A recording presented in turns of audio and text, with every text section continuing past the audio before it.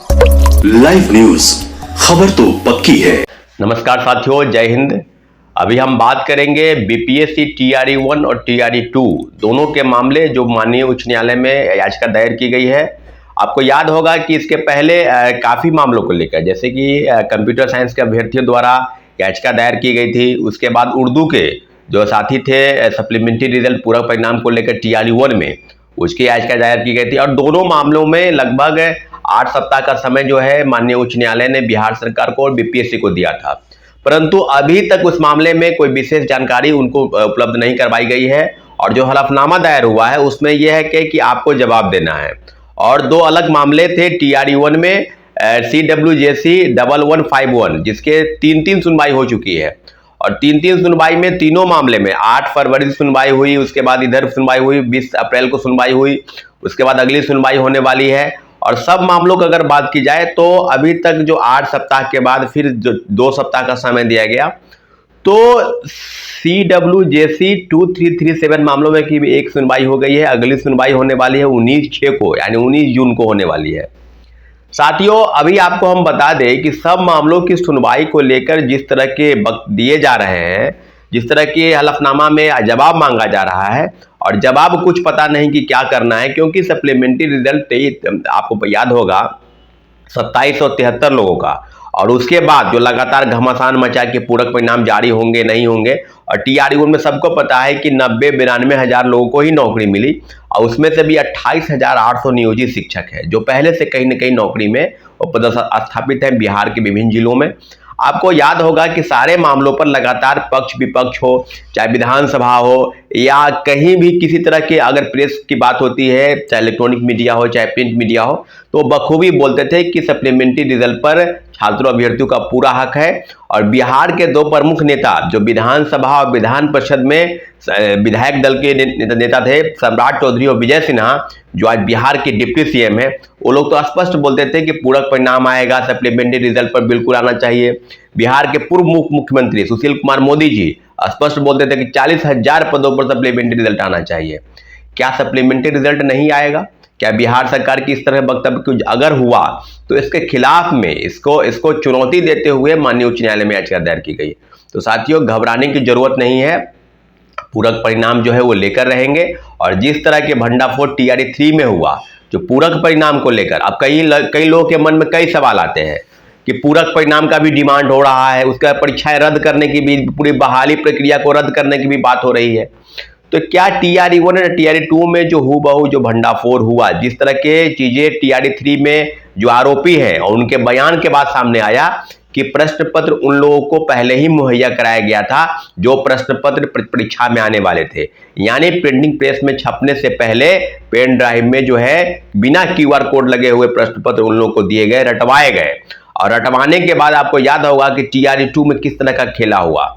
भाषा की हरता को समाप्त किया गया। जो 9 नंबर चाहिए थे हिंदी भाषा या उर्दू या अंग्रेजी, जो भाषा के जानकार हैं, उनका ये कहना है कि टीआरई 1 में शिक्षक बनने के लिए भाषा का जानकार होना जरूरी है, टीआरई 2 में जरूरी नहीं था। क्योंकि सबको पता है कि जो जीएस पेपर है, जो टीआरई 2 में जो रटवाया गया, और हिंदी उर्दू अंग्रेजी के प्रश्न पत्र नहीं रटवाए गए, तो शायद उनके मन में ये होगा कि कहीं उसमें फेल ना कर जाए।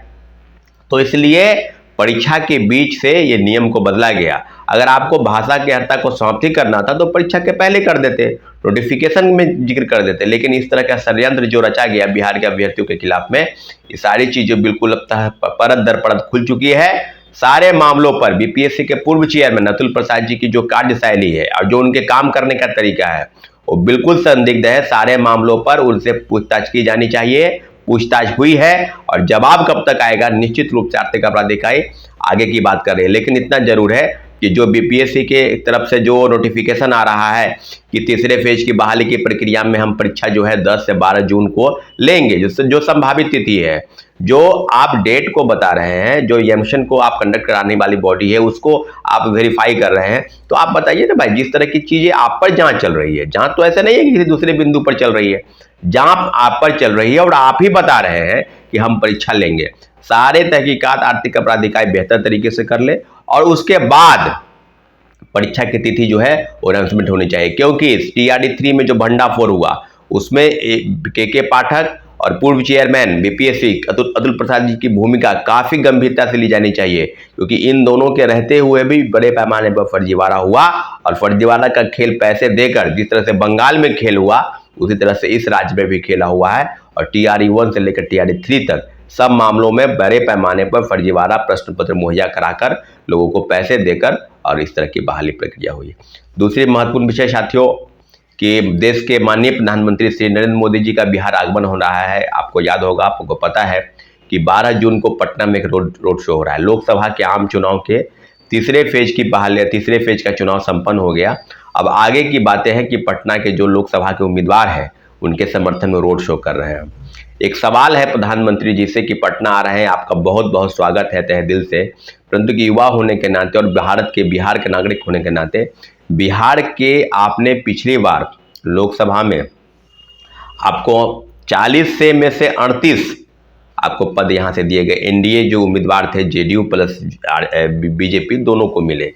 और अभी जो बातें हो रही है और लगातार आप कह रहे हैं कि हमको 40 में 40 दीजिए, तो फिर हम वही सवाल पूछना चाहते हैं कि हम तो आपको 40 में से 38 और 40 में से 40 दे दें, परंतु बिहार को उसके बदले में क्या मिला? माननीय मुख्यमंत्री जी तो स्पष्ट मांग करते थे कि बिहार को विशेष राज्य का दर्जा मिलेगा, विशेष राज्य का दर्जा मिलना चाहिए। बिहार अति पिछड़ा वर्ग में आता है, गरीब प्रदेश है, काफ़ी संसाधन की कमी है, तो केंद्र सरकार मदद करे, काफ़ी चीज़ें हो रही थी। तो अब तो ये मुद्दा खत्म हो गया शायद लगता है, क्योंकि जैसे ही आप सरकार से हट जाते हैं, गठबंधन से हट जाते हैं, तो फिर मुद्दा उभर के सामने आता है विशेष राज्य का दर्जा। और जब साथ रहते हैं तो विशेष राज्य का दर्जा की मांग नहीं की जाती है। मैं मांग करता हूं कि पिछले जो वादे आपने किए, जो लगभग 10 वर्ष में 2 करोड़ यानी एक वर्ष में प्रत्येक 2 करोड़ लोगों को नौकरी देने, क्योंकि जैसे ही आप सरकार से हट जाते हैं, गठबंधन से हट जाते हैं, तो फिर मुद्दा उभर के सामने आता है विशेष राज्य का दर्जा। और जब साथ रहते हैं तो विशेष राज्य का दर्जा की मांग नहीं की जाती है।